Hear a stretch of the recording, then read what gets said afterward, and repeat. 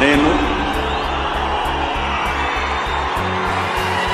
కొణిదెల పవన్ కళ్యాణ్ అనే నేను శాసనం ద్వారా నిర్మితమైన భారత రాజ్యాంగం పట్ల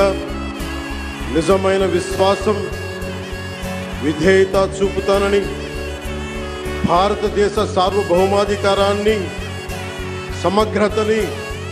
కాపాడుతానని ఆంధ్రప్రదేశ్ రాష్ట్ర మంత్రిగా నా కర్తవ్యాలను శ్రద్ధతో, అంతఃకరణ శుద్ధితో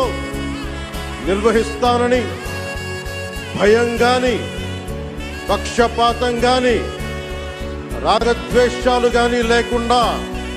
రాజ్యాంగ